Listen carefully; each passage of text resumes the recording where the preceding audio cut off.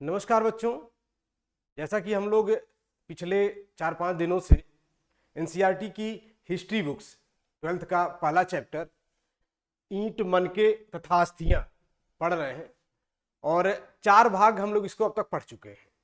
आज कोशिश करेंगे कि इसे पूरी तरह से संपूर्ण कर लें।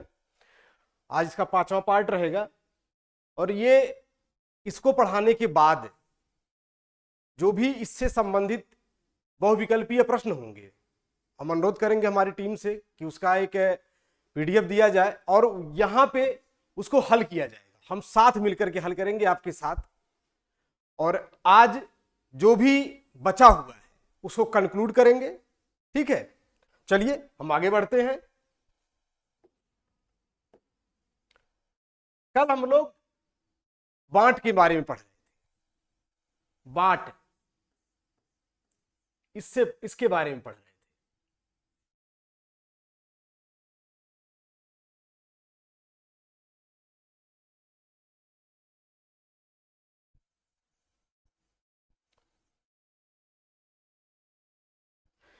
हम लोगों ने देखा कि बांट 16 के गुणज में थे, ये तो ध्यान दिए ही थे। अब बांट का जो मुख्य उद्देश्य था कुछ हमने पिछले क्लास में बताया था, आज हम उसको रिमाइंड कर देते हैं, रिवीजन करेंगे तो आपको याद आ जाएगा। बांट का मुख्य उद्देश्य यह हुआ करता था कि हड़प्पा सभ्यता के लोग व्यापार, वाणिज्य, खरीद फरोख्त के संदर्भ में इसके बांट के एक निश्चित परिशुद्ध प्रणाली का प्रयोग करते थे। बांट के एक परिशुद्ध प्रणाली के माध्यम से खरीद फरोख्त को नियंत्रित करते थे, व्यापार को नियंत्रित करते थे। कितना सामग्री किसको किससे लेना है और उसके एवज में कितनी सामग्री उन्हें देना है, यह होता था। जैसे हम लोग मुहरों के बारे में पढ़े थे कि मुहरें अधिकतर स्टेटाइट से बनी थी, स्टेटाइट से, ठीक, अधिकतर मुहरें स्टेटाइट से बनी थी, अर्थात सेल खड़ी से, सेल खड़ी से। तो इसी तरह से हम देखेंगे कि जो बांट बने हुए हैं वो मुख्यतः चर्ट नामक पत्थर से बने हुए हैं, चर्ट नामक पत्थर से बने हुए, अधिकतर चर्ट नामक पत्थर से बने हुए। और इनका जो आकार रहा करता था बांटों का, वो घनाकार होता था, घन के आकार का, घन के आकार का इनका बांट होता था, ऐसे ऐसे। और इनके बांटों की एक सबसे बड़ी खासियत यह होती थी कि इनके बांटों पे कोई निशान नहीं होता था, पूरी तरह से प्लेन, उस पर कुछ भी लिखा नहीं रहता था। संभव है हमारे पास वो हो, अभी हम दिखाते हैं आपको।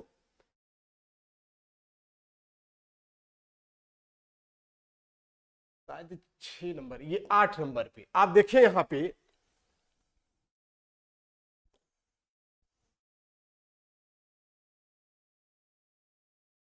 ये बाट, और इसमें देखिए कहीं भी आपको कोई निशान नहीं दिख रहा है, पूरी तरह से प्लेन है, एकदम प्लेन, कहीं से कोई निशान नहीं। तो इससे ये अर्थ लगाया जाता है कि हड़प्पावासी अपने बाट को उसी पैमाने पे नहीं रख करके रखते थे कि ये 2 किलो है, 3 किलो है, उनके बाटों पे कुछ लिखा नहीं रहता था। ठीक है, उनके बाट पे जिसे आधुनिक काल में हम लोग देखते हैं उस पर लिखा रहता कि इतने किलो का है, वो इतने किलो का है। तीन का ऐसा कुछ लिखा हुआ दिखता तो नहीं है, इसमें कोई निशान नहीं रहता था, किसी भी प्रकार के चिन्ह का निशान नहीं रहता। अनुमान लगाया जाता है बाटों के मिलने के हिसाब से, कोई छोटा बाट मिला हुआ है, कोई बड़ा बाट मिला हुआ है। तो हमारे पुरातत्वविदों के द्वारा यह अनुमान लगाया गया है कि ये 16 के गुणज में थे। और हमने बताया था कि क्या, कैसे हमने माना इसको कि 16 के गुणज में थे। 2, 4, 8, 16, 32, 64, ऐसे ही आगे बढ़ते जाते थे। इसी को जो इसके मानदंड थे, बाट के मानदंड, मानदंड मुख्य रूप में मुख्यतः द्विआधारी, द्विआधारी, द्विआधारी थे, द्विआधारी। छोटे बाट जो थे, छोटे बाट, छोटे बाट, छोटे बाट, ये द्विआधारी पद्धति पे थे। और जो बड़े होते थे, जो बड़ी वस्तुओं को तौलने के लिए होता था, वो कहीं कहीं विद्वानों का अनुमान है कि दशमलव प्रणाली के हिसाब से चलता रहा होगा। दशमलव प्रणाली वो होती है जो 10 से कटती है। दशमलव प्रणाली 10 के गुणज में जो होती है वो दशमलव प्रणाली हो जाती है। द्विआधारी जो 2 के गुणज के, और यहां पे हम 16 के गुणज का देखते हैं, 16 के गुणज का। ये इंपॉर्टेंट है, आप इसी को ध्यान रखिएगा। अक्सर क्वेश्चन पूछ लेता है कि हड़प्पाई लोग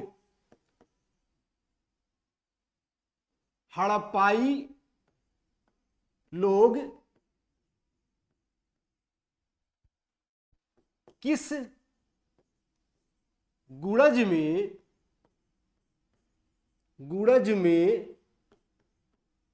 बाटों का निर्धारण करते थे। निर्धारण,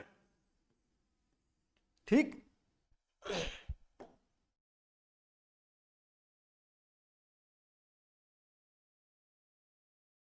बाटों का निर्धारण करते थे, किसके गुणज में करते थे? ये होता था 16 के गुणज में।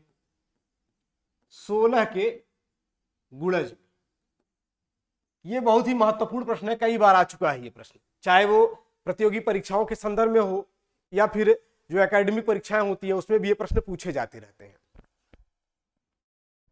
अब ये देखिए, जो छोटे मानक वाले हैं, अनुमान लगाया जाता है कि वो आभूषणों को तौलने के लिए, आभूषणों या मनकों के लिए, प्लस मनकों को तौलने के लिए होते होंगे। और जो बड़े वाले होते होंगे वो बड़े वजन की वस्तुओं को तौलने के लिए प्रयोग में लाए जाते होंगे। पुरातत्वविदों को हड़प्पाई सभ्यता से संबंधित कुछ स्थलों से धातु के तराजू के पलड़े भी मिले हुए। धातु के तराजू के पलड़े, तराजू के पलड़े, तराजू के पलड़े ये भी मिले हुए। तराजू के पलड़े। इस तरह से हम लोगों ने मुहरों का अध्ययन कर लिया, लिपि का अध्ययन कर लिया, और आज हम लोगों ने बाट को भी पढ़ लिया। ठीक। अब हम ये देखेंगे इसके बाद, क्योंकि मानकीकृत और परिशुद्ध प्रणाली बाटों में थी, ईंटों के निर्माण में एक रूपता और समान अनुपात, 4:2:1 जो आप लोगों ने पढ़ा, इन सब चीजों के लिए कोई एक सत्ता तो रही होगी। आज हम हड़प्पा वासियों के शासन सत्ता के बारे में पढ़ेंगे। शासन सत्ता के बारे में, शासन सत्ता,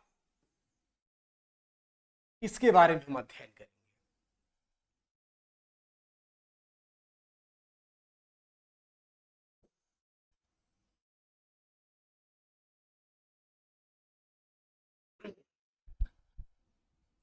अब अगर हम ध्यान से देखें कि हमारे पुरातत्वविदों को हड़प्पा सभ्यता से संबंधित स्थलों से जो भी पुरावशेष प्राप्त हुए हैं उसमें एक विशेष रूप में एक रूपता दिखाई देती है। जैसे अगर आप ईंटों का उदाहरण ले लें तो चाहे वहां पे हो जम्मू के मांडा में, या फिर आप गुजरात या महाराष्ट्र की तरफ आए दैमाबाद में, हर जगह पे आपको ईंटों का एक विशेष मानकीकृत रूप मिलेगा, और वो होगा 4:2 का, 1:1 का। कहीं भी देख लें। अब ऐसा भी नहीं है कि किसी एक विशेष जगह पर ही ईंटों का निर्माण होता था और वहां से दूसरे जगह पर निर्यात किया जाता था, ऐसा नहीं है। ईंट के भट्ठों का कई पुरास्थलों से पुरावशेष प्राप्त हुए हैं।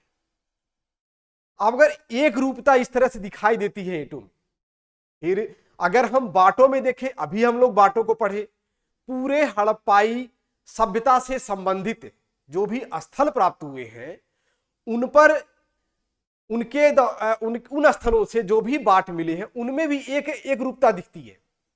ऐसा नहीं कहीं पे द्विआधारी है तो कहीं कुछ और है, हर जगह एक परिशुद्ध प्रणाली है जो जिसमें एक रूपता दिखाई दे रही है। मृत भांडों के बगैर अगर हम देखें तो उसमें भी ऐसा कुछ नहीं है, वो उसमें भी सब जगह एक ही तरह दिखाई दे रहा है, नगर नियोजन भी एक तरह दिखाई दे रहा है। हर जगह इस तरह की चीजों में हम समरूपता और एक रूपता देखते हैं। इस आधार पे हमारे जो पुरातत्वविद रहे वो ये अनुमान लगाते हैं कि कोई तो एक ऐसी सत्ता होगी जो इसको नियंत्रित करती होगी, क्योंकि इतने जटिल फैसले, ऐसे फैसले जो पूरी तरह से साम्राज्य में हर जगह लागू, किसी एक सत्ता के ही अंतर्गत हो सकता है, ऐसा नहीं कि अलग अलग जगहों पे अलग अलग हो। लेकिन कुछ विद्वान ये भी मानते हैं कि संभव है कि सभी जो महानगर मिले हुए हैं, जो भी स्थल मिले हुए हैं, वो अलग अलग राज्य के केंद्र रहे हों। मोहनजोदड़ो में कुछ और रहा हो, हड़प्पा में कुछ और रहा हो, कालीबंगन में कुछ और रहा हो, लेकिन ये चीज समझ में नहीं आती है। क्योंकि अगर हम देखें तो अगर हम मांडा में देखें तो मांडा मान लेते एक छोटा जगह था, लेकिन अगर हम किसी और को देख रहे हैं, जैसे अगर हमने मैप लिया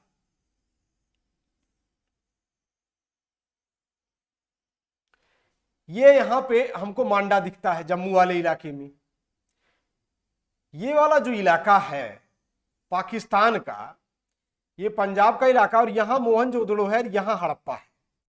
इतनी दूरी पर ये दोनों स्थित है। ये अगर हड़प्पा है और ये मोहनजोदड़ो है, ये भी एक दूसरे दूरी पर स्थित है। और जिन विद्वानों ने यह मत व्यक्त करने की कोशिश की कि सभी जो प्रमुख स्थल प्राप्त हुए हैं वो किसी ना किसी एक केंद्रीय सत्ता का केंद्र होगा, शासन के सत्ता का केंद्र होगा, उसमें से कुछ विद्वान ये भी मानते हैं कि हो सकता है ये संस्कृति एक रही हो लेकिन शासन सत्ता एक ने रहा। संस्कृतियां सभ्यताएं एक तरह से रही हो लेकिन उनके द्वारा जो शासन किया जा रहा है उसके केंद्र अलग अलग रहे हो। एक विद्वान है स्टुअर्ट पिगट।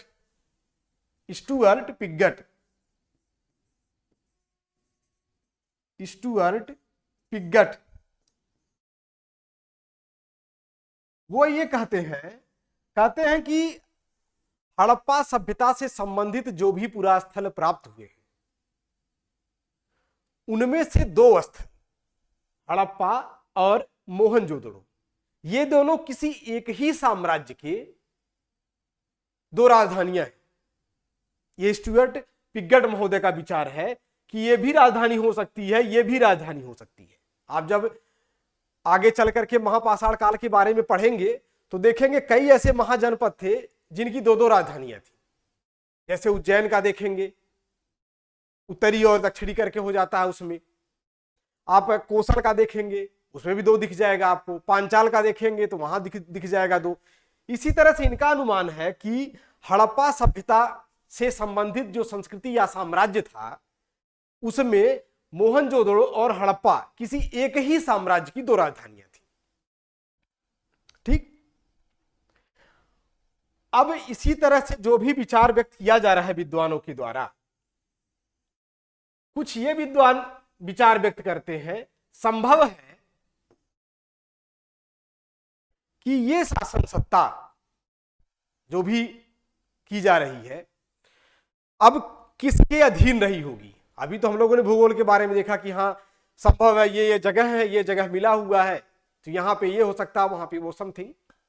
अब ये अनुमान लगाया जाता है कि सत्ता का रूप क्या रहा होगा, सत्ता का स्वरूप क्या रहा होगा, सत्ता का स्वरूप, सत्ता का स्वरूप क्या रहा। कुछ विद्वान कहते हैं कि यहां पे संभव है राजसत्ता हो, कोई राजा शासन करता रहा हो। क्योंकि जब आपको हम पढ़ा रहे थे मोहनजोदड़ो का और वहां पे आपने देखा था कि एक सिटेटल वाला जो एरिया था और दूसरा जो था लोअर सिटी का था, लोअर टाउन का, और ये अपर टाउन का था। ये दुर्ग वाला इलाका था, दुर्ग का था। और ये निचला नगर था, निचला ये नगर था। ये माना जाता है ये साधारण लोगों का था और यहां पे शासन सत्ता के लिए जिम्मेदार लोगों का निवास रहा करता था। तो ये माना जाता है कोई एक केंद्रीय राजा रहा होगा और जो भी हमको स्थल दिखते हैं, महानगर दिखते, हो सकता है उनके वो प्रशासनिक केंद्र रहे हों और वहां पे गवर्नर टाइप का कोई अधिकारी रहा हो। कुछ लोग अनुमान लगाते हैं कि ये सौदागरों या व्यापारियों की सत्ता रही होगी, व्यापारियों की सत्ता रही होगी, व्यापारियों की सत्ता। ऐसा भी हो सकता है कि व्यापारियों की सत्ता रही हो।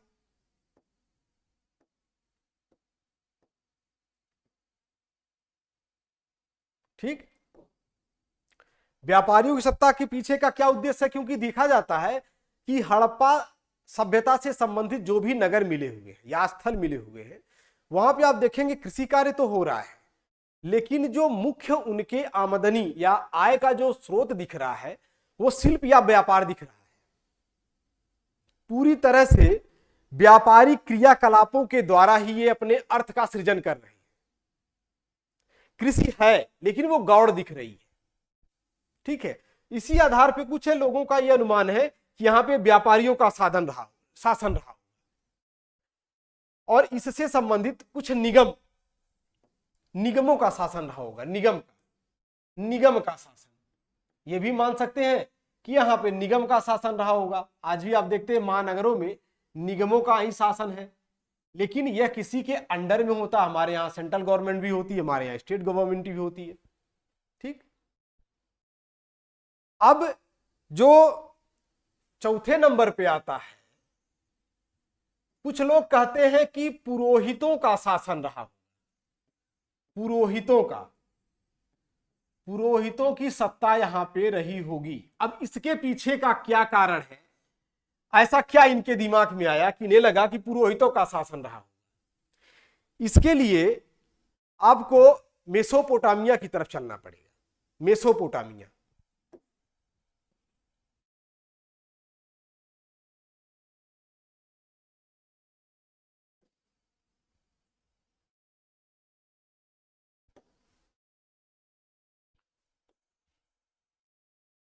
मेसोपोटामिया, ये मेसोपोटामिया की सभ्यता के लिए जो भी स्थल है वो ये है यहां पे। और इसी के तरह पे यहां पे एक मिस्र जगह थी, ये मिस्र।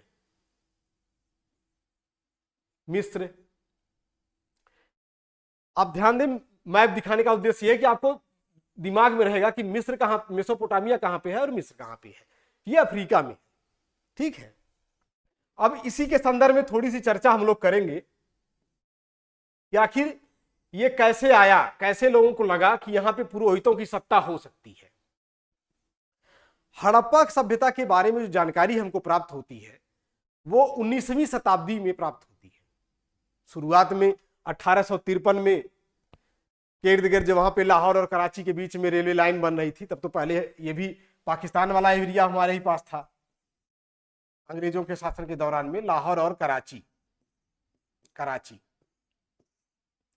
तो इन दोनों के बीच में जब रेलवे लाइन बन रही थी तो हड़प्पा के ईंटों का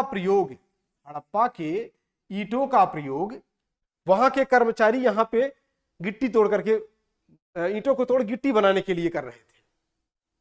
फिर एक अधिकारी का इस पर ध्यान जाता है और वो आर्कियोलॉजी डिपार्टमेंट को बताता है। उसमें आर्कियोलॉजी डिपार्टमेंट थी भी नहीं, क्योंकि आर्कियोलॉजी डिपार्टमेंट 1861 में बनती है और 1871 में ये स्वतंत्र रूप में अलग कर दी जाती, विभाग इसका अलग कर दिया था। लेकिन स्थापना जो होता है वो होता है 1861 में। और कनिंघम महोदय इसके पहले सर्वेयर होते हैं। कनिंघम महोदय पहले सर्वेयर होते हैं और बाद में इसी के अध्यक्ष भी बनते हैं। अध्यक्ष 71 में, 61 में इसकी स्थापना की जा रही, तब भी कनिंघम महोदय ही होते हैं। लेकिन उसके पहले की घटना है। और लेकिन इसके पहले भी अगर देखेंगे तो 1826 में, आपको थोड़ा सा पीछे लेके चल रहे हैं सिर्फ जानकारी देने के लिए, 1826 में एक चार्ल्स मेसन नाम का एक विद्वान था जिसने हड़प्पा की यात्रा की थी, चार्ल्स मेसन। लेकिन वो समझ नहीं पाया था कि है क्या चीज। उसने रिपोर्ट तो दिया था अधिकारियों को, लेकिन वो लोग भी इसको आया गया कर दिए थे। जब कनिंघम महोदय को 1850 के इर्द गिर्द जानकारी मिलती है, तो क्योंकि इनका जो फोकस था वो पूरी तरह से बौद्ध धर्म को लेकर के था। ये चीनी यात्रियों का अध्ययन किया करते थे कि वो लोग आ रहे हैं तो बौद्ध धर्म के संबंधित खोजों के लिए आ रहे हैं, और उससे रिलेटेड जो स्थल थे उनको, या उससे रिलेटेड जो साहित्य थे उनको, उनके इनके निगाह में वही दोनों रहा करते थे। और उस समय ज्यादातर जो विद्वान थे वो अभिलेख और साहित्य का ही सहारा ले रहे थे इतिहास को लिखने में, और हाँ, सिक्कों का भी, इनका भी सहारा लेते थे, इन्हीं का सहारा लेते थे। अभी ज्यादा खुदाइयां उदाइत हुई धरती के अंदर, ये काम शुरू होता है, मुख्यतः शुरू होता है जाके 20वीं शताब्दी में, जब 1921 में शुरू होता है, हड़प्पा की खुदाई शुरू होती है। ये आपको पीछे ले जाने के सिर्फ ये उद्देश्य है कि वहां तक कैसे आए, यहां पे बन रहा था तो, लेकिन तब भी ध्यान दिए नहीं थे। लेकिन अगर आप ध्यान दें,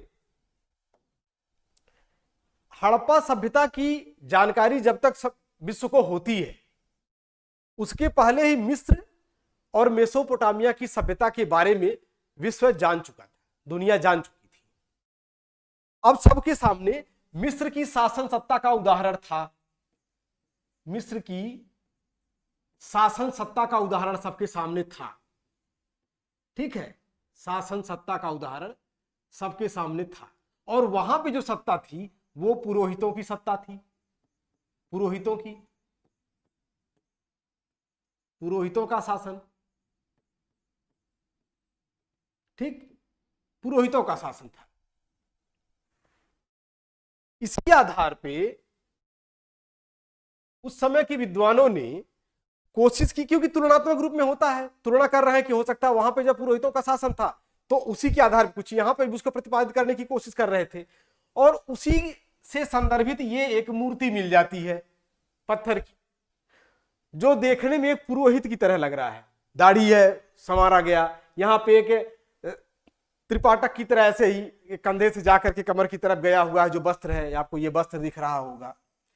तो कुछ लोग, कुछ पुरातत्व इसको पुरोहित राजा की संज्ञा दे देते हैं, पुरोहित राजा, जो आज भी चल रहा है।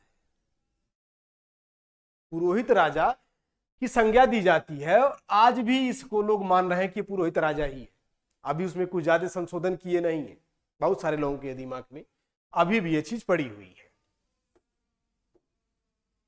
ठीक, लेकिन अब ध्यान दे, इसके पीछे का ये मूर्ति का मिलना, लोथल और कालीबंगा से अग्निकुंड का मिलना, कालीबंगन, अग्निकुंड का मिलना, अग्निकुंड का मिलना। ठीक है, मोहनजोदड़ो से विशाल स्नानागार मिलना, और यह भी अनुमान लगाया जाता है कि किसी धार्मिक अनुष्ठान के बारे में रहा होगा, विशाल स्नानागार। यह अनुमान लगाया जाता है कि यह किसी धार्मिक अनुष्ठान से संबंधित रहा होगा, विशाल स्नानागार भी, इसकी चर्चा हम लोग कर चुके हैं। इसके आधार पे कुछ लोग ये अनुमान लगाते हैं कि हां, पुरोहित की सत्ता का स्पष्ट निरूपण किया जा सकता है। लेकिन आप ध्यान दें, जो भी धार्मिक अनुष्ठान अगर मान भी लिया जाए तो अनुष्ठान को ये लोग प्रतिपादित करने की कोशिश करते हैं, या कर्मकांड को, लेकिन ये समझ में नहीं आता, ये स्पष्ट नहीं है कि इनका मतलब अनुष्ठान या कर्मकांड करने वाले लोग ही क्या शासन सत्ता चलाते थे। ऐसा अभी तो नहीं दिख रहा स्पष्ट, ऐसा नहीं दिख रहा है, क्योंकि कुछ ही जगहों पे अग्निकुंड मिले हुए हैं, हर जगह मिले नहीं है। कुछ ये भी अनुमान लगाते हैं राष्ट्रसत्ता के संदर्भ में कि मोहनजोदड़ो से एक राजप्रासाद मिला हुआ है। प्रासाद, प्रासाद मतलब होता है भवन, विशाल प्रासाद, विशाल प्रासाद मिला। प्रासाद मतलब होता है महल, महल मिला हुआ है।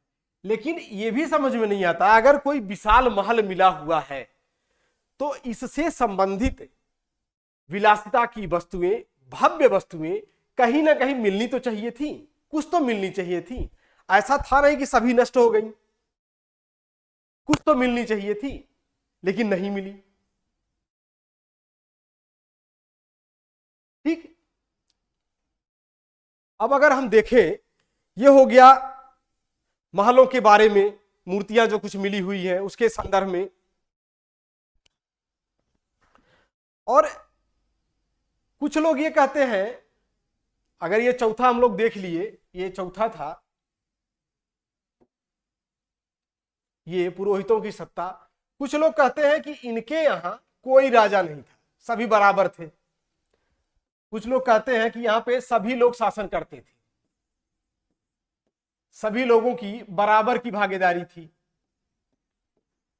की हिस्सेदारी थी। मतलब इसके हिसाब से ये लोकतंत्र स्थापित करने की कोशिश करते हैं। ऐसा भी मानना थोड़ा सा संभव नहीं दिखाई दे रहा है। लेकिन सर्वमान्य रूप में, सर्वमान्य रूप में, सर्वमान्य जो है वो ये है कि एक ही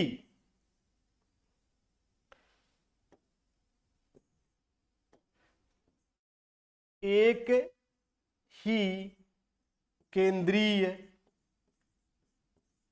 शासन सत्ता, केंद्रीय सत्ता रही होगी। ठीक, रही होगी,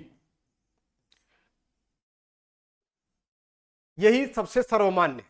इसके पीछे का लोग जो रीजन देते हैं उसको हम लोगों ने देखा कि ईंटों का आनुपातिक रूप में हर जगह समान रूप में मिलना, एक रूपता दिखाई देना, बाटों में समरूपता दिखाई देना, मृदभांडों में समरूपता दिखाई देना, यहां तक कि जो बस्तियां स्थापित की गई हैं उसका उद्देश्य स्पष्ट दिख रहा है कि जो उत्पादन केंद्र के नजदीक ले जाना, बस्तियों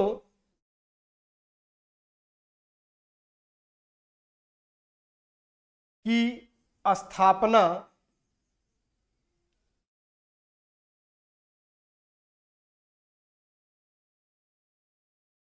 के उद्देश्य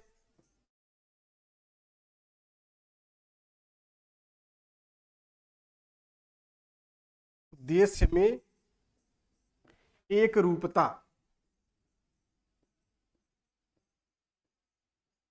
एक रूपता, उद्देश्य में भी एक रूपता दिख रही है। जहां पे व्यापार से रिलेटेड है वहां पे व्यापारिक बस्ती बना रहे हैं, जहां उद्योग से संबंधित है वहां औद्योगिक बस्तियों का ये लोग स्थापना कर रहे हैं। जहां पे इन्हें शासन करना है शासन के रूप में हो जा रहा है। जो समुद्र के किनारे हैं वो बंदरगाह के लिए उसको ले रहे हैं। समंदर के अंदर से जो कुछ भी उनको वस्तुएं मिल रही हैं उसको रॉ मटेरियल के रूप में यूज करने के लिए वहां कोई उद्योग स्थापित कर दे रहे हैं। जैसे हम लोग डाबरकोट के बारे में, बालाकोट के बारे में अध्ययन किए, खेतड़ी के बारे में अध्ययन किए, ठीक है, लोथल के बारे में हम लोग देखे कि क्या स्थितियां रही वहां पे। ठीक, अब ये चीजें हम लोग देखें।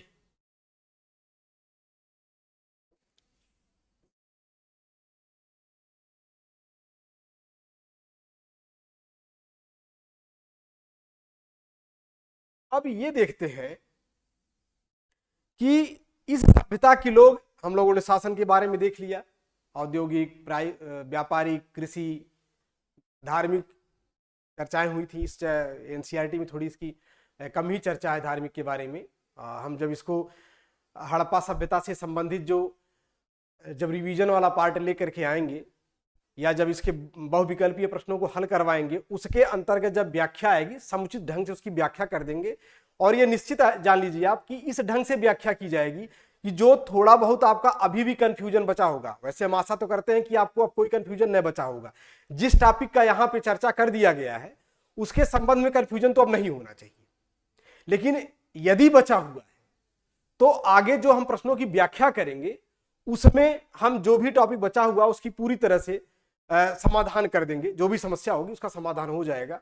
और एक बात जान लें, आप जो भी क्लास यहाँ हमारी टीम के द्वारा आयोजित की जा रही है या हमारे द्वारा जो भी क्लास यहाँ पे लिया जा रहा है, हम आपसे आशा करेंगे कि सारे क्लास को आप समयबद्ध तरीके से उसको लेते रहें।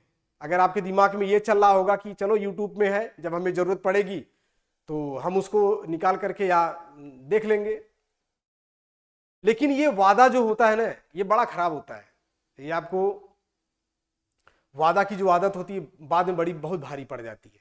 धीरे धीरे आपके चैप्टर्स, आपका जो कार्य का भार होता है आप पर बढ़ता चला जाता है, और जब आपको इसकी जरूरत, सख्त जरूरत पड़ जाती है, जैसे इम्तहान आ गया, अचानक से आपके मस्तिष्क पे बर्डन पड़ जाता है, भार पड़ जाता है। उस दौरान कुछ लोग डिप्रेशन में चले जाते हैं, कुछ लोग तो ये छोड़ देते हैं, अरे यार अब तो नहीं बस की बात है। इसीलिए जो भी क्लास यहाँ पे किया जा रहा है आप कोशिश करें कि उसको निश्चित रूप में उसी के साथ चलें। जो भी क्लास है आप साथ में पढ़ लेंगे, फिर बाद में जब दोहराया जाएगा तो आपको रिमाइंड हो जाएगा, याद हो जाएगा। और ये जान लें कि हर किसी को लगता है कि मेरे पास वक्त बहुत ज्यादा है। हर किसी के मन के अंदर ये संदेह होता है, ये भ्रम पड़ा रहता है कि मेरे पास वक्त बहुत ज्यादा है। और मेरे दोस्त, केवल यही एक ऐसा चीज है जो किसी के पास नहीं है। कोई भरोसा नहीं कि आज हम अभी यहां पढ़ा रहे हैं, तत्काल निकलते ही न जाने कुछ हो जाए या यही कुछ हो जाए। समय के बारे में किसी को कोई जानकारी नहीं है। इसलिए जो भी आपके पास वर्तमान में है, योजनाएं भले भविष्य के प्रति होंगी, लेकिन जो आपके पास समय है वर्तमान में उसका सदुपयोग करें। 2 लाइन याद आ रही है हमें, जिंदगी नर्म फूलों का बिस्तर नहीं, हौसला चाहिए जिंदगी के लिए। वक्त के साथ चलिए मिलाकर कदम, वक्त रुकता नहीं है किसी के लिए। मेरे दोस्त, अगर लापरवाही किया आप लोगों ने तो संभव है कि भारी पड़ जाए आपको। तो जहां से भी आपको पढ़ने का मटेरियल मिले, पढ़ने का साधन मिले, चाहे यहां से या कहीं से भी, आप जरूर पढ़ाई करते रहें। अपने हर टॉपिक को एक छोटा छोटा गोल निर्धारित करें। ऐसा नहीं इकट्ठे लेकर के पूरी किताब बैठ जाए, छोटा छोटा गोल निर्धारित करें और हर स्टेप पे उसको ध्यान से पढ़ें, फिर अगले कदम की तरफ बढ़ें। इससे आपको भार नहीं पड़ेगा।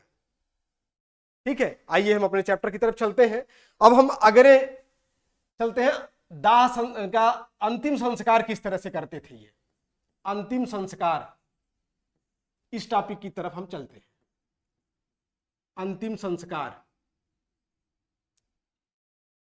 अंतिम संस्कार की 3 विधियां होती थी। एक तो होता था पूर्ण समाधिकरण या समाधान, पूर्ण समाधान, ठीक। दूसरा होता था आंशिक समाधान, आंशिक समाधान, आंशिक समाधान। और तीसरा होता था दाह संस्कार, दाह संस्कार, ठीक, दाह संस्कार। इन तीनों को हम वर्तमान में जोड़ करके देखेंगे।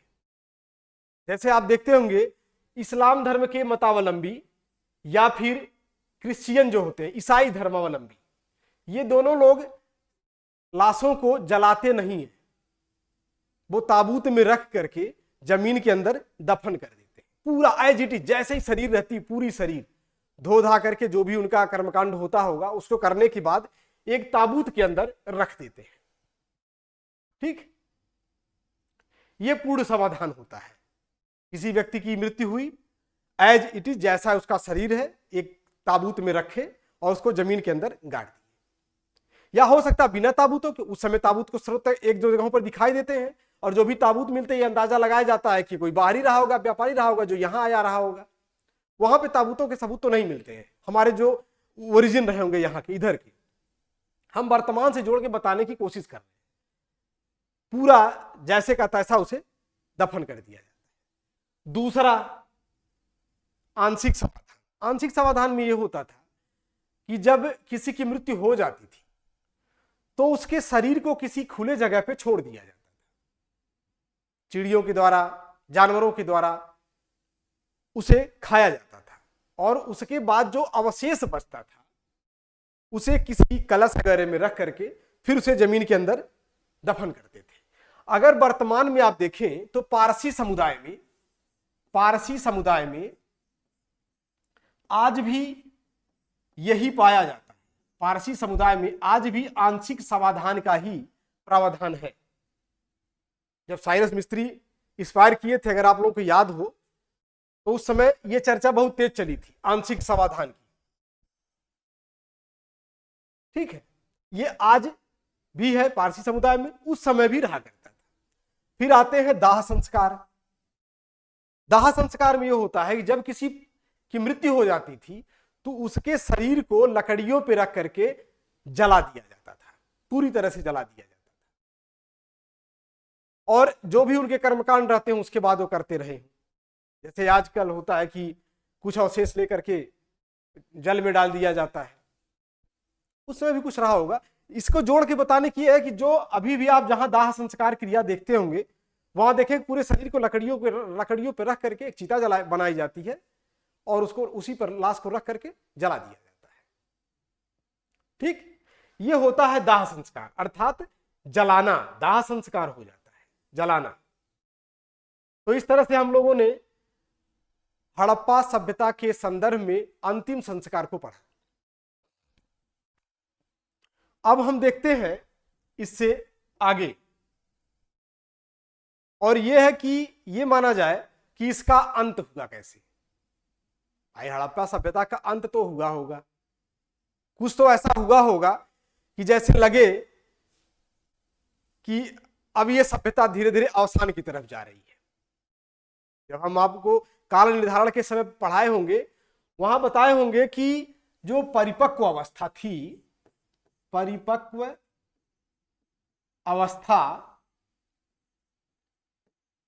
अवस्था जो हड़प्पा की थी उसे माना जाता है 2200 ईस्वी पूर्व से 2000 ईस्वी पूर्व, ये परिपक्व अवस्था मानी जाती है। काल निर्धारण का हम लोगों ने जॉन मार्शल का भी पढ़ा, अर्नेस्ट मैके के बारे में देखा, कई विद्वान मार्टिमर व्हीलर के बारे में पढ़ा कि उन्होंने अपना क्या विचार व्यक्त कर रखा है इस सभ्यता के समय के बारे में।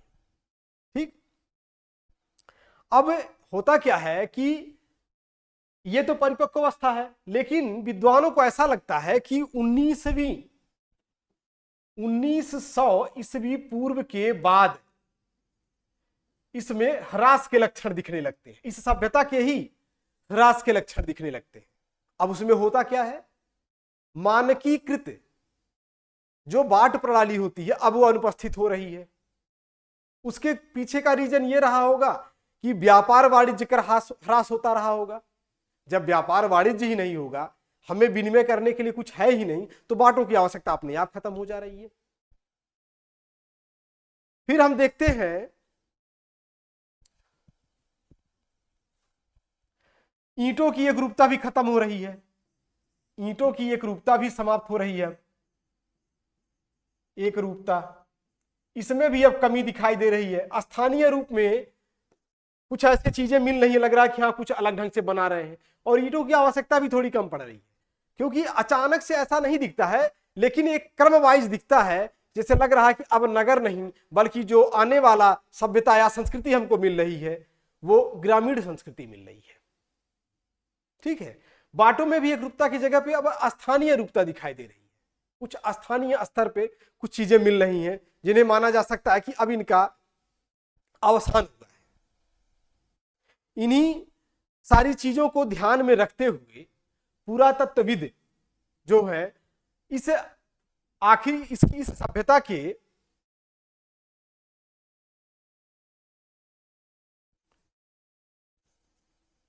सभ्यता के बाद जो भी संस्कृति दिख रही है उसे ये उत्तरवर्ती हड़प्पा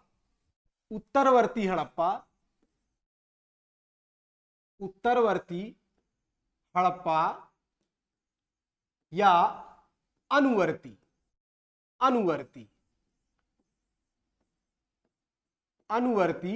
हड़प्पा संस्कृति का नाम देते हैं। जब हम इसका आरंभ पढ़ रहे थे तो बताया था कि ताम्रपाषाण संस्कृति से संभव है कि इसका उदय हुआ हो, लेकिन नगर का तो पतन हो गया। हड़प्पा सभ्यता का पतन होने के बाद भी जो अवशेष या संस्कृति बचती है, अगर आप उसमें देखेंगे तो वो ताम्रपाषाण संस्कृति ही मिलती है। ये बच जा रही है, फिर बचती हुई दिख रही है जो संस्कृतियां मिलती है, और ये तो 1000 ईस्वी पूर्व तक चले जाते हैं, वहां तक आती हुई दिख रही है। अब क्योंकि हम लोग देखे कि जो परिपक्व अवस्था थी, जो हड़प्पा सभ्यता है, यह मुख्य रूप में नगरीय सभ्यता थी, लेकिन अब जो मिल रहा है वो ग्रामीण सभ्यता है। ग्रामीण, अगर हम इस मैप का अध्ययन करें, आप देखें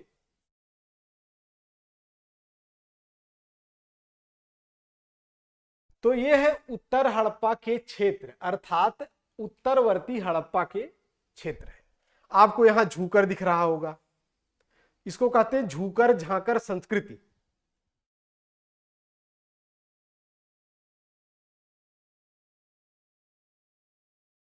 झूकर झांकर संस्कृति कहीं कहीं उत्तरवर्ती हड़प्पा से मिलता जुलता, इसके साथ ही चलता, साथ साथ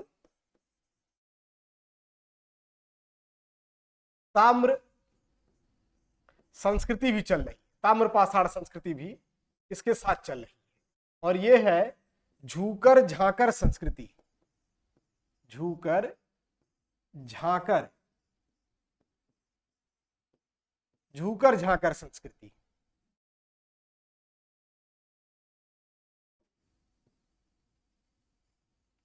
झूकर झांकर संस्कृति, ठीक, ये यहां दिख रहा होगा। अगर आप इन देखो, ये है रंगपुर वाला जो क्षेत्र है, रंगपुर, यहां पे देखें, रंगपुर में भी उत्तर हड़प्पाई सभ्यता का अवशेष प्राप्त होता है। यहां पे देखिए उत्तरवर्ती में सिसवल, ठीक है, ये स्वात वाला एरिया, मतलब उत्तर हड़प्पा के अवशेष, उत्तर हड़प्पा सभ्यता के अवशेष जो है वो यहां पे दिखाने की कोशिश की गई है। ये सिसवल है, स्वात है, झूकर है, रंगपुर है, इसी तरह का कुछ और भी स्थल है, जैसे रंगपुर, वो बनवाली में भी ऐसा कुछ मिलता है, ठीक। अब हम ये देखें कि मानते हैं कि ठीक है, इनका विनाश हुआ, इस सभ्यता का अंत, सभ्यता का अंत।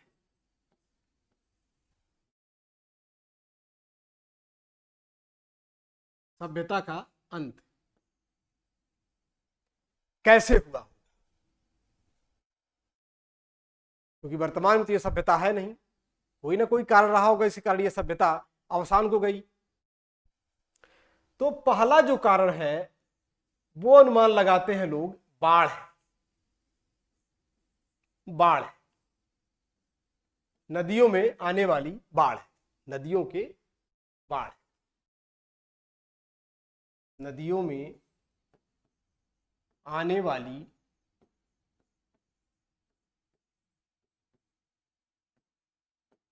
बाढ़। आप अगर देखें तो इन्हीं नदियों में आने वाली बाढ़ ही इन्हें उर्वरक जमीन प्रदान करती थी। बाढ़ आती थी, अपने साथ उर्वरक मिट्टी लेकर के आती थी और फिर वापस चली जाती थी। जो जमीन बचा रहता था उस पर फिर ये खेती करते थे। अक्टूबर नवंबर के लिए उसमें बीज डाल देते थे और फिर गर्मी के शुरुआत में जैसे आजकल रबी की फसल बोई जाती है, उसी तरह ये लोग काट लिया करते थे। लेकिन जब किसी भी चीज की अति हो जाती है, अधिकता हो जाती है, तो वो बेहद ही नुकसानदायक हो जाता है। इस तरह अगर देखें तो कुछ विद्वानों के नाम लिए जा सकते हैं, जिसमें 2-3 विद्वानों के नाम लें। मार्शल महोदय है, जॉन मार्शल, जॉन मार्शल।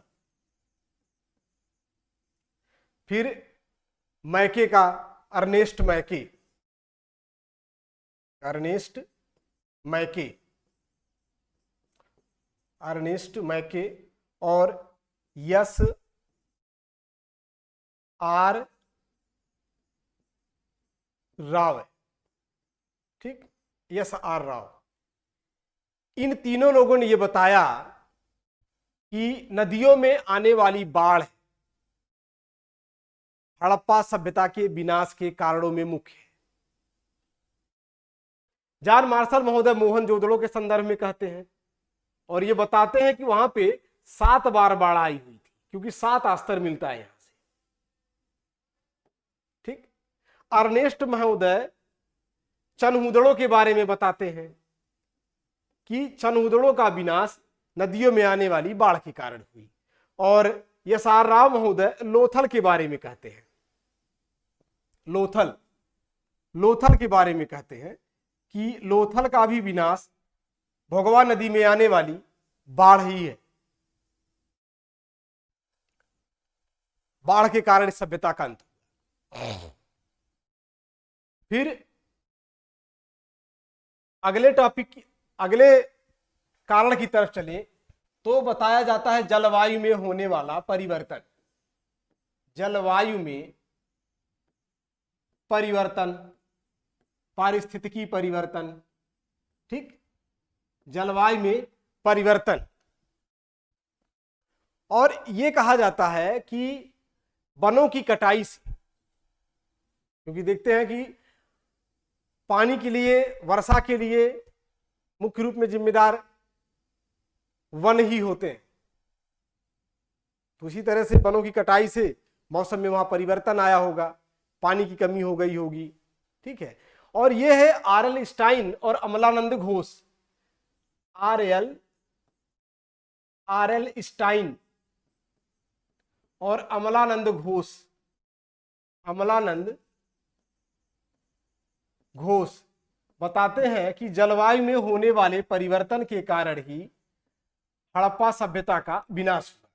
पारिस्थितिकी परिवर्तन,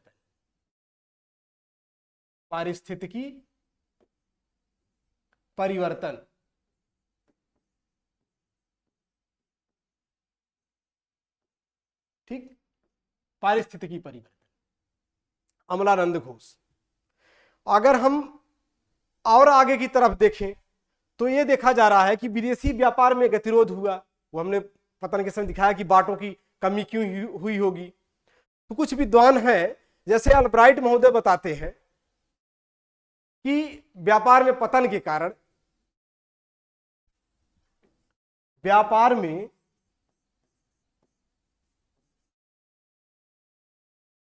पतन ये भी जिम्मेदार है, ठीक। और ये मत देने वाले हैं W.F. अल्ब्राइट ये बताते हैं कि व्यापार में पतन के कारण ऐसी स्थिति हुई। हम अगले बिंदु की तरफ चलते हैं तो कुछ विद्वान हैं जो कहते हैं कि बाह्य आक्रमण,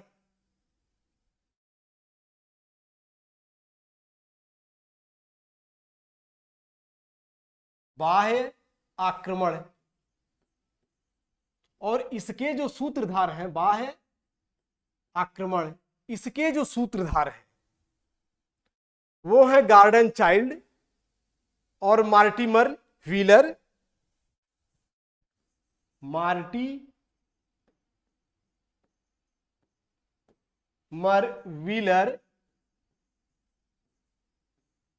गार्डन चाइल्ड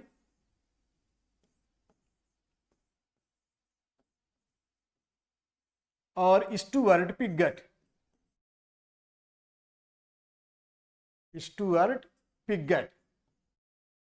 जिसमें से मुख्य यही है। इन महोदय को ऐसा लगता है कि बाहर का आक्रमणकर्ता आकर के सिंधु घाटी सभ्यता का विनाश करता है। उसके पीछे का ये आधार क्या ढूंढते हैं? आप लोग जब मोहनजोदड़ो को पढ़ रहे थे, मोहनजोदड़ो को, तो आप लोगों ने देखा होगा इसे सिंधी भाषा में मृतकों का टीला कहा जाता है, मृतकों का टीला। अब क्यों कहा जाता है हमने उस समय बताया था। यहां पे मोहनजोदड़ो में कोई कब्रिस्तान नहीं मिलता है, ठीक है। तो इस आधार पे कुछ लोग अनुमान लगाते हो सकता है कि वहां के लोग दाह संस्कार करते रहे हों। लेकिन महोदय मार्टिमर व्हीलर को क्या लगता है, यहां पे एक ऐसी गली मिली हुई है मोहनजोदड़ो में जहां पे कुछ नरकंकाल मिले हैं 16-17, उसको डेड मैन स्ट्रीट नाम दिए हैं ये। और डेड मैन स्ट्रीट का जब ये अध्ययन किए तो देखे वहां पे 16-17 लोग, 16-17 नरकंकाल पड़े हुए हैं। उनके शरीर पे जैसे आभूषण उस समय रहे होंगे वर्तमान थे, आज भी वैसे ही थे। उस आधार पे मार्टिमर व्हीलर महोदय ये कहते हैं कि आर्यों ने आक्रमण करके सिंधु घाटी सभ्यता का विनाश किया। उसके पीछे का आधार मोहनजोदड़ो में इन्हें नरकंकाल का मिलना। दूसरी, जब ऋग्वेद का अध्ययन किए तो उसमें पता चलता है कि इंद्र को पुरंदर कहा जाता है। इंद्र को पुरंदर कहा गया है, पुरंदर। और इसका मतलब होता है गढ़ या किला। गढ़ या किला को तोड़ने वाला पुरंदर कहा जाता है। तो मार्टिमर व्हीलर महोदय इंद्र को सिंधु घाटी सभ्यता के पतन के लिए जिम्मेदार मानते हैं। वो कहते हैं कि पहले जब तक हम सिंधु घाटी सभ्यता से परिचित नहीं हुए थे तब तक ये माना जाता था कि ये जो कहानियां हैं वो मिथक है, काल्पनिक है। लेकिन आज हमें वर्तमान में, ये उनके शब्द हैं, वर्तमान में ऐसा हो रहा है कि हमें एक स्थापित नगर व्यवस्था मिल रही है जिनकी संस्कृति आर्यों से भिन्न थी। आर्यों ने किसी अनार्य संस्कृति को पराजित करके अपनी सभ्यता को स्थापित किया था। इसी चीज को ये मार्टिमर व्हीलर कहते हैं और ये दोनों लोग इसका समर्थन करते हैं। और आप यकीन करें, इसी चीज को लेकर के आज तक वर्तमान में भी, चाहे वो राजनीतिक दृष्टि से देखें या सामाजिक दृष्टि से देखें, कुछ सामाजिक और धार्मिक विभेदीकरण करने की कोशिश की जाती है। लोग आज भी मानते हैं कि यहां आर्य बाहर से आए और मोहनजोदड़ो, हड़प्पा सभ्यता, सिंधु घाटी की सभ्यता के लोग जो लोग थे उनका अंत किया और उन्हें द्रविड़ घोषित करने की कोशिश करते हैं। ये जो आजकल चल रहा है वो ट्रेंड चल रहा है, इन्हीं महोदय की वो देन है।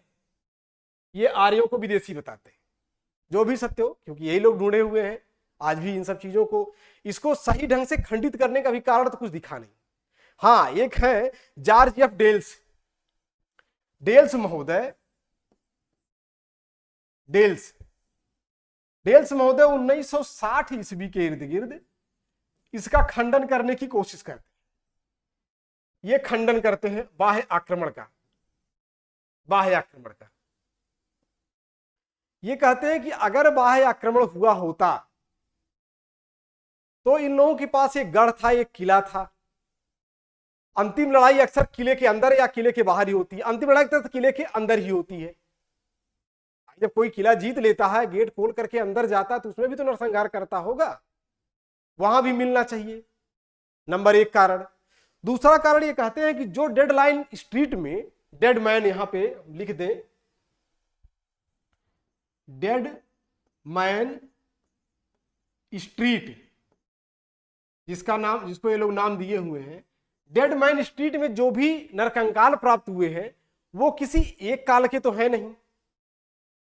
अगर ये सभी एक ही काल के होते तो ये माना जाता कि यहां आर्यों ने आक्रमण किया होगा और उसके बाद सिंधु घाटी सभ्यता से संबंधित जो लोग थे उनकी हत्या की होगी। ठीक। तीसरा ये कारण देते हैं कि कहीं ना कहीं युद्ध में प्रयोग करने वाले हथियारों के अवशेष तो मिलने चाहिए। ऐसे भी कोई अवशेष नहीं मिलते हैं। जो अवशेष मिलते हैं वो या तो शिल्प कार्य के लिए हैं या कृषि कार्य के लिए हैं। ऐसा कोई अभी तक अवशेष सिंधु घाटी सभ्यता के पुरास्थलों से नहीं प्राप्त हुआ है जिसको कहा जा सके कि ये युद्ध में प्रयोग किया जाता रहा होगा। Is that clear? ये इनके तर्क है, डेल्फ महोदय के तर्क है। चौथा एक तर्क और देते हैं, ये कहते हैं कि अगर ऐसा कुछ रहा होता तो हो सकता है सामूहिक नरसंहार भी होता, सामूहिक नरसंहार, या फिर अग्निकांड भी तो हो सकता था, लोगों को जलाया जाता, बस्तियों को जलाई जाती, उसके भी साक्ष्य नहीं प्राप्त होते हैं। अब अगर देखें, विद्वानों के अपने अपने अलग अलग राय होते हैं। जिस विद्वान को आप पढ़ेंगे उस समय न जाने क्यों ऐसा लगता कि हाँ भाई सब जो कह रहे हैं यही सही कह रहे हैं, लेकिन जब कोई दूसरा विद्वान कहता तो ये लगता हाँ ये सही कह रहा, आप गलत कह रहे हैं। अब अगर जॉर्ज डेल्स को अगर हम लोग ध्यान से देखें तो ऐसा लगता है कि मार्टिमर व्हीलर, गार्डन चाइल्ड और स्टुअर्ट पिगेट के द्वारा जो अवधारणा सिंधु घाटी सभ्यता के पतन के संदर्भ में स्थापित की गई है वो पूरी तरह से गलत है, ऐसा लगेगा पढ़ने में। इनको पढ़ते समय तो यही लगेगा कि कोई आक्रमण हुआ ही नहीं था, कोई भी आक्रमण ऐसा हुआ ही नहीं था जिसे हम कहें कि हां वो आक्रमण था। अब इस हिसाब से अगर हम देखें जो भी चीजें रही, चाहे आक्रमण हुआ नहीं हुआ, विद्वान अपनी अपनी बातें कहते हैं, कुछ लोग आक्रमण को मानते हैं, कुछ लोग आक्रमण को नहीं मानते हैं, कुछ लोग बाढ़ के लिए उसको क्या कहते हैं, बाढ़ को जिम्मेदार मानते हैं, कुछ लोग व्यापार में पतन को जिम्मेदार मानते हैं, ये सारी चीजें। लेकिन अगर इसको कंक्लूड किया जाए, इसको अगर कंक्लूड किया जाए तो जो सर्वमान्य सर्वमान्य सर्वमान्य सर्वमान्य अवधारणा